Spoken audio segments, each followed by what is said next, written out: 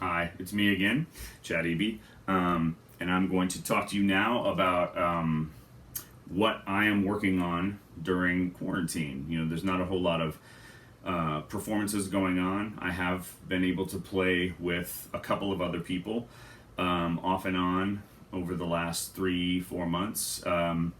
But it hasn't been much. And also, the playing dynamics have been very different because we have to be safe and keeping our distance from one another, and that's hard to do when you're playing live music. So, I'm here to talk to you now about what types of things I'm practicing and what types of things that I think you should be practicing, because they are actually one and the same. No matter whether you are, as I mentioned in my other video, an adult amateur who maybe hasn't played the instrument in a while and is looking to pick it back up, or whether you're a student who needs to sort of try to keep themselves in shape for the point when your school band program fires back up, whenever that may be, or whether you're a very serious, professional-minded player or student who wants to go into the profession but is finding it hard to be motivated right now. These are the things that I'm working on. And I'm going to gear them specifically.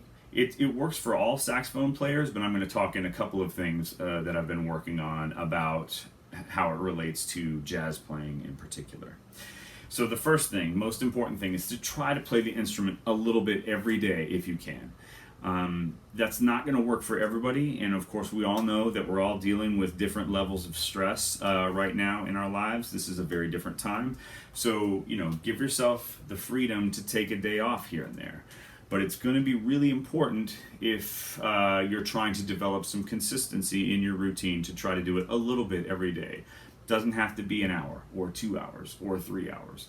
It could be 15 minutes consistently on something that's really helping to develop one part of your playing.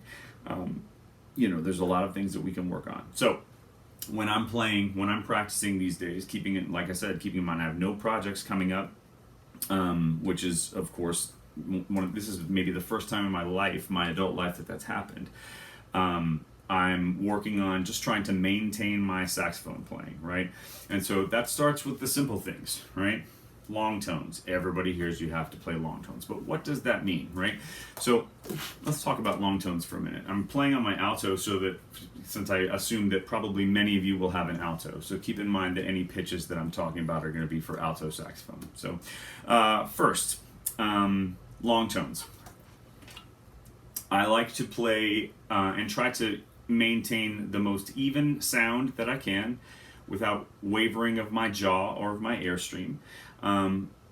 That's the first thing. And I also try to make sure that I'm taking deep, full breaths and really letting my lungs do all the work, and I'm not doing anything strange with my jaw to counteract, or to contradict what my airstream is trying to do. So I take full breaths through to the bottom of the diaphragm, and then I play it like a medium level dynamic.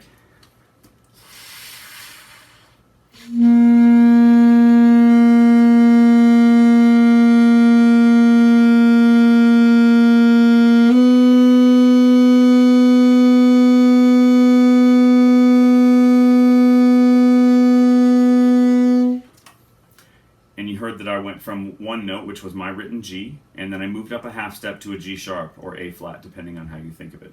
Now, it doesn't have to be moving in half steps like that. Maybe you haven't played the saxophone long enough to know all those fingerings. So you can just go between two notes that you do know. Maybe you only know G and A, and you go from G to A, and then from A to B, from B to C, in long tones like this. And really work on trying to make sure that your sound is completely controlled and sustained through, and it feels like those two notes are one note that's happening where the pitch just changes right in the middle. You understand what I'm saying? So taking that exercise to the next level about your air and your diaphragm and blowing through the notes and making sure they connect smoothly together, we can take that same concept and put it into a scale, right? So once again, I'm going to play a concert B flat scale now, which is the G scale on alto saxophone, which includes F sharp. And I'm going to play the scale slowly and smoothly. I'm not tonguing. I'm just going to blow air smoothly and let the saxophone do the work while my fingers move, to try to keep an even and clear tone all the way through the scale.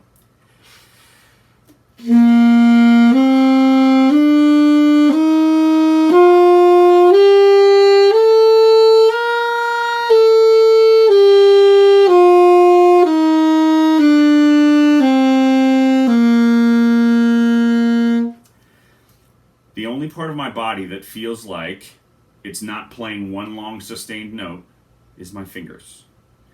Everything else of my body says you are blowing one long sustained note.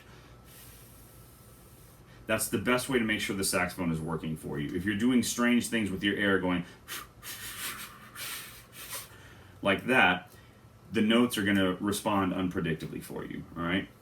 So, taking that same scale and going all the way up the scale, G, A, B, C, D, E, F sharp, G, going one note farther to A, and then coming back down is how I build the next scale exercise that I do, which attaches to how I do my jazz practice. I'll show you.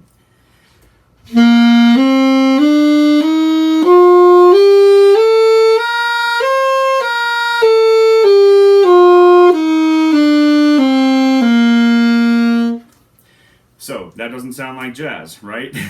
So how I turn that and make it into a practice that helps me to sort of keep my body feeling like I'm playing jazz, I'm going to bring my tongue into the mix now. And I'm going to tongue on every other note. I'm going to attack the G, and then I'm going to tongue A, slur to B, tongue C, slur to D, tongue E, slur to F sharp, tongue G, slur to A, tongue G, slur to F sharp, and so on, all the way through the scale, alternating. And it's called upbeat articulation. And what it does is it puts the articulations, my tongue striking the reed, on the ands of the beat with a metronome.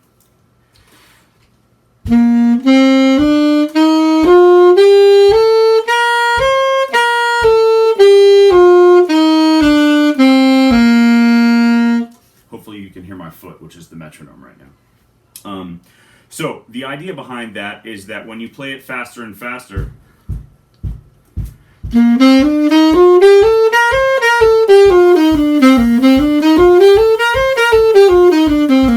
we start to feel a sense of swing eighth notes in that.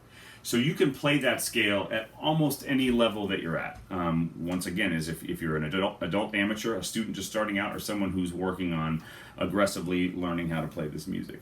In addition to those practice things, I try to make sure that I learn something by ear every single day.